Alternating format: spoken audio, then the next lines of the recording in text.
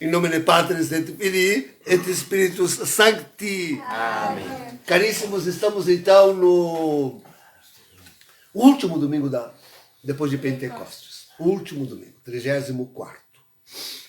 E sua característica, assim no Novus como no Vetus Ordo, é justamente ser um domingo escatológico. Este é o domingo escatológico por excelência. Aliás, durante a semana, no ofício, estaremos celebrando aquele hino, o Dies Irae. E toda a liturgia da semana interessada é da última semana, a semana da ira, a última semana de Daniel. Olha o meu curso aí que está na internet. É atualíssimo, é atualíssimo. Façam todos, façam todos. E nós brasileiros aqui, particularmente nós brasileiros, estamos sentindo quase que a tremenda proximidade de tudo isto, como de fato nos adverte nosso Senhor no Santo Evangelho. Olha, queridos, as interpretações podem ser tantas dessas palavras, mas nós fazemos uma, sem dúvida, no lugar santo, diz aí a palavra, no lugar santo, os horrores da abominação. E nós assistimos isto. No lugar santo, os horrores da abominação. Não há como não identificar aqui o antipapa, Bergoglio. E já são quase 10 anos completos deste homem aí, hein? Abrevia o Senhor os tempos. A igreja já não suporta mais o horror deste homem. Não há dúvida que desola, é uma desolação para a gente este antipontificado deste homem que destrói a igreja. Essa semana, a conferência episcopal da Alemanha, 67 ou 97 bispos, foram todos em pé, foi toda inteira para Roma, em visita ad limina apostolorum, e depois de 7 anos sem fazer lá. Vejam, justamente a igreja da Alemanha, que está atravessando este sínodo da sinodalidade no seu mais extremo limite. Mais extremo limite. Aliás, já ultrapassado por toda esta contra-igreja. Já ultrapassado por toda a contra-igreja. Mas, de fato, a Alemanha está servindo como, não vou dizer como um lume, mas como uma nuvem de trevas a atrair toda a contra-igreja para ultrapassar qualquer limite, E justamente na hora da reunião mais importante, com os principais dicastérios romanos, reunião na qual tradicionalmente participa o romano pontífice, justamente Bergoglio simplesmente não foi. Simplesmente não foi. Na hora de discutir todos esses descaminhos da sinodalidade alemã, Francisco não foi. Não quis participar da reunião, não foi. Pronto, acabou. Virem-se. Que coisa. É verdade. Ele tinha dito... Não, essas são as contradições desse homem abominável. Um horror esse homem. Um horror. Ele tinha dito no avião, as famosas declarações de avião de Bergoglio, na volta agora de Bahrein, lá, onde foi costurando essa religião única que ele está criando, ele tinha dito que a A Alemanha já tem uma igreja evangélica boa e forte, não precisa de outra. Não precisa de outra. Mas, na verdade, ele está confirmando, está empurrando. Não só a igreja na Alemanha, senão que em toda a parte. Em toda a parte. Então, sim, são os horrores da abominação. Quem não abomina ainda essa contra-igreja? Quem ainda suporta? Só os seus comparsas. Estes, com certeza, suportam. Ajudam e tratam como esses bispos alemães, tratam de precipitá-la ainda mais nos seus horrores. Impossível ver essa destruição toda da igreja, eu sempre digo isso, sem ao menos ter culpa. Depois de 10 anos, queridos, né? Depois de 10 anos do horror da abominação aí, sob toda essa contra-igreja, é impossível permanecer na contra-igreja simplesmente sem culpa. Não é possível. Alguém dizer, não, eu estou aqui, mas sou inocente. Não é. Depois de 10 anos, vendo tudo que esse homem faz, não és mais inocente. Não és mais inocente. Absolutamente não. Participas do crime, ao menos culposamente. Porque deixas isto acontecer. Né? Não queres reconhecer, te recusas a combater. Né? Ao menos culposamente. Inocente não tem mais aqui. Inocente aqui vai precisar de prova. Uma prova robusta, prova eficaz, para alguém que será com que ignorância para dizer que continua na contra-igreja sem culpa, sem sequer a culpa. A grande maioria, de fato, já comete o crime dolosamente. O crime de lesa divindade já é cometido por estes dolosamente. Assim como o Bergoglio, assim como esses cardeais, bispos, assim como essa igreja da Alemanha, participam dolosamente do crime de destruição da Santa Igreja Católica. Depois de 10 anos, queridos, ninguém mais se diga inocente. Ninguém mais. Está aí o horror da abominação. E olha, como Jesus disse hoje, eu vos avisei, eu vos deixei avisado. Eu vos deixei avisado. Veja, queridos, que essa palavra nós podemos traduzir para o Brasil, para a situação brasileira hoje. Hein? Quem é? Não, inocentemente, depois de 14 anos de destruição da pátria da nação, querer que volte para sepultar-lhe os ossos, participar desse crime de lesa pátria. Aqui também não há mais inocentes. Não há mais inocentes. Não há mais brasileiro inocente. Não há mais. Não há mais. Quem não se levanta contra, quem não está rezando, quem não está indo à frente dos quartéis, quem não está pedindo socorro, participa, ao menos culposamente.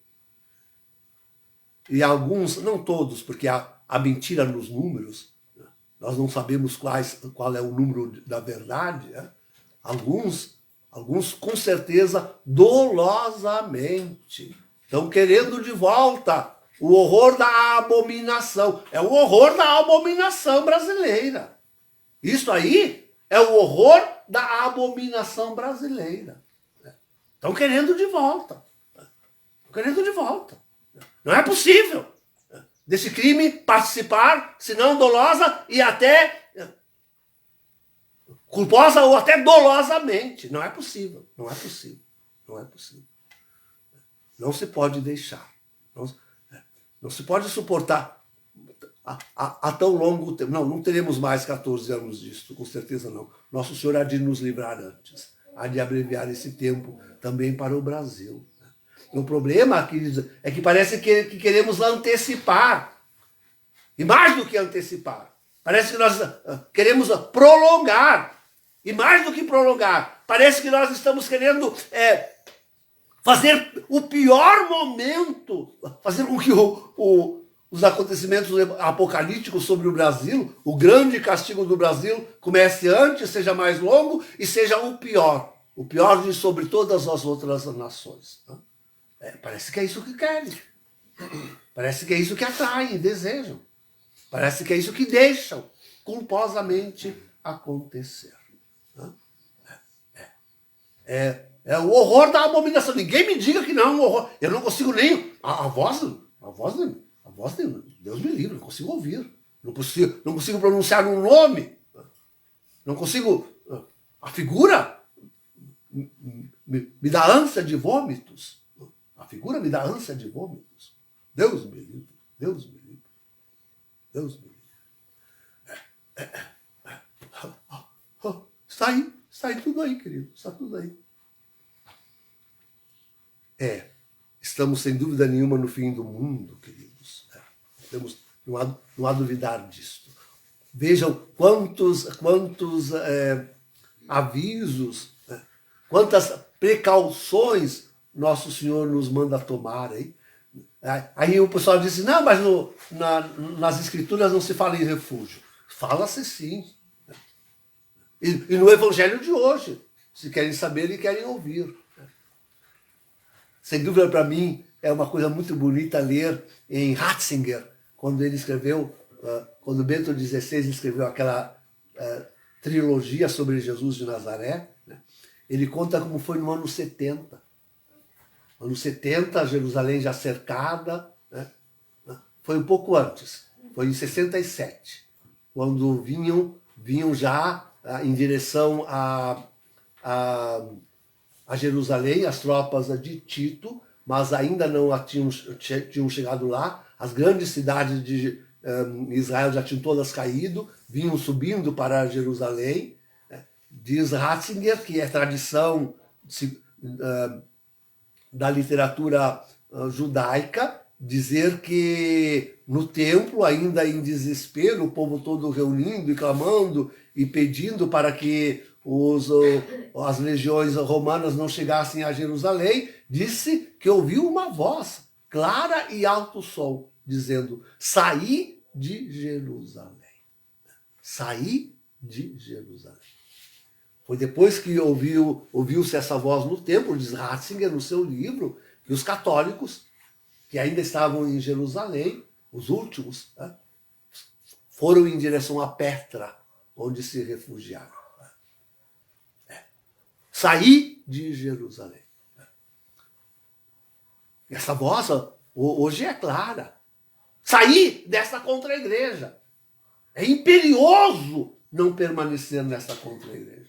Não se pode manter-se sob o falso profeta e antipapa Francisco. Saí desta contra-igreja.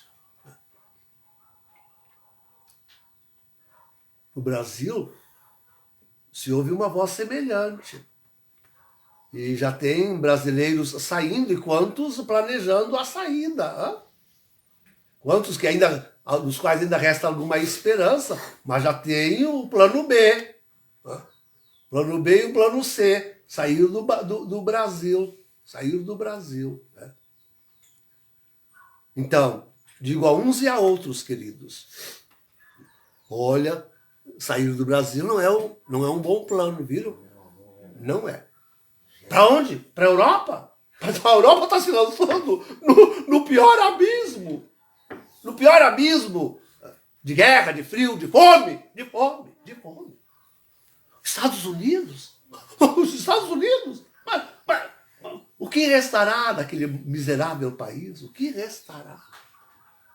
O que restará? Alemanha? A primeira a ser atingida. Não, queridos, não. Ainda é o Brasil, hein? Ainda é o Brasil. E, na verdade, sim, aí abunda nas redes sociais o povo, também brasileiro, está providenciando bunkers. Eu quis fazer um refúgio aqui, aqui do lado, aqui atrás, nas minhas costas. O buraco está aí, né? Mas não consigo edificar porque ninguém me ajuda, fica só o buraco. Então, o nosso bunker, nosso alojamento. Então, mas é isso, queridos, é refúgio. Esta que é a palavra da ordem. Né? Sair dessa contra-igreja, refugiai-vos desse Brasil que pode descambar e muito feio. Mas a ordem é vir para refúgios. É criar, edificar e recolher-se a refúgios. Esta que é a verdadeira. Tantas precauções, tanto que fazer um refúgio, nós não conseguimos. Estamos engatinhando e a gente fica resbalando, né? Para que entendam do exemplo a nossa roça, né? A gente fica patinando. Vai lá, planta, vem a intempérie, falta água, e o solo tem que ser fortalecido, e atacam as pragas, estamos engatinhando. E que já estamos aqui, hein? Já estamos aqui tentando providenciar alguma coisa. Porque a bênção nesses ranchos que nós estamos, nessas compras mensais que nós estamos dando. Tudo isso são precauções que nós somos chamados a tomar. E olha, valha-nos Deus, hein? Valha-nos Deus. Porque de nós mesmos o valor para nos salvar de tudo isto não é tão fácil. As nossas providências não são suficientes, com certeza não. Mas ainda que tomamos alguma, ao menos nós estamos aqui. E quem sequer ainda veio, cogitou de vir. Quem sequer ouviu a advertência, sair! Quem sequer dá ouvidos à advertência. Né? Pobres destes. Né? Olha, queridos, o sinal do Filho do Homem logo estará sobre as nossas cabeças. Né? Temos essas esperanças ainda para todo este povo. Né? A dizer-vos que, não quero me prolongar nisso, mas a dizer-vos que o cosmos já está dando, o cosmos, as estrelas, a lua, já estão dando os seus sinais, Né? O cosmos inteiro está em tremor, né? Literal. Os cientistas estão admirados, entendem o que está acontecendo com o cosmos. Literal, isso é literal. Quando aparecer o sinal do Filho do Homem, quem sabe é ainda a nossa última esperança de que os últimos ainda ouçam a advertência e concorram a ela. Temos ainda essas esperanças. O Senhor sempre estará vindo ao nosso encontro e estará procurando-nos e estará querendo socorrer-nos. Mas sejamos atentos. Quem não ouve a advertência do Evangelho, quem não toma as precauções ali descritas, quem teima em não ver os sinais, pode não ver nenhum, pode não acolher nenhum. E seguir neste mundo. Ai do Brasil. Queridos, ainda são muito poucos os que estão ouvindo a advertência, estão gritando em advertência. Ainda são muito poucos. Né? Pobre do Brasil. Eu tenho medo. Que às vezes nós sejamos, afinal, para nós, como tenho dito aí hoje, né? Se adiante, se prolongue e se acirre o castigo. Parece que nós estamos escolhendo o pior sobre a nossa pátria. O pior. Não há pior.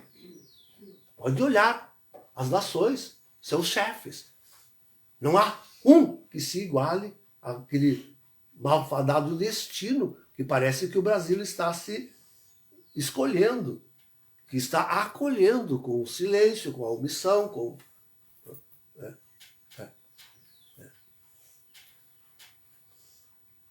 Queridos, que nós somos a geração, aquela última de que trata o evangelho de hoje, não há duvidar, hein? Não há duvidar. A figueira reverdeceu, rebrotou. Israel voltou à Palestina. Né? Quando é que foi mesmo?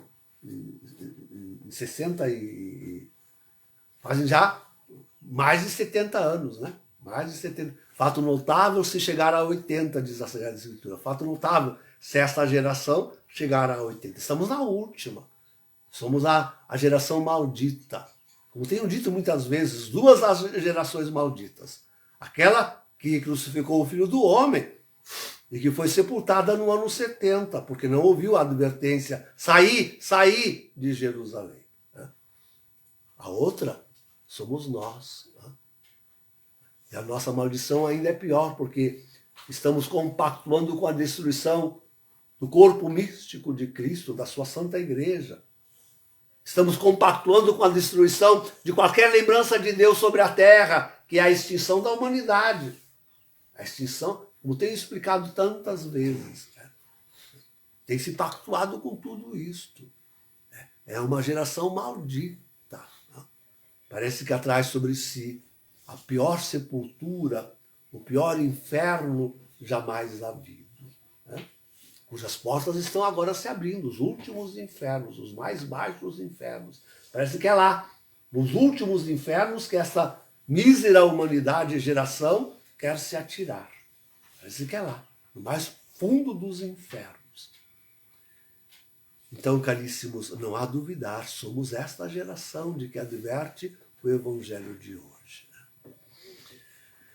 É preciso, sem dúvida nenhuma, orar a Deus, como diz o apóstolo na epístola. É preciso de uma grande inteligência espiritual para poder perceber, acolher e ver e tomar as devidas precauções do nosso tempo. Sem dúvida nenhuma, é preciso sentir-se convidado a participar da herança celeste e não se aliar a esse poder das trevas, quão intensas, aqui no Brasil, quão intensas, mas depois daqueles 14 anos, ainda querer aquelas trevas, queridos, essas trevas se tornaram internacionalmente conhecidas na boca, desculpe, mas na boca de Obama, o ex-presidente dos Estados Unidos daquela, se ouviu a condenação na boca desse ímpio, se ouviu a condenação. E brasileiros quererem isto? Não, aí, desculpe, é querer as trevas, né? É querer as trevas. É querer o poder das trevas sobre si. Nós não queremos. Nós somos filhos, vós sois filhos da luz. Né? Vós que estáis aqui, vós que ouvistes a advertência, vós que procurais tomar as precauções, vós que compreendestes o sinal dos tempos que vivemos, vós estáis querendo participar do reino da luz. E esta luz vos será dada em toda a abundância. Deus ouvirá as vossas preces. Em nome do Pai, do Filho e do Espírito Santo.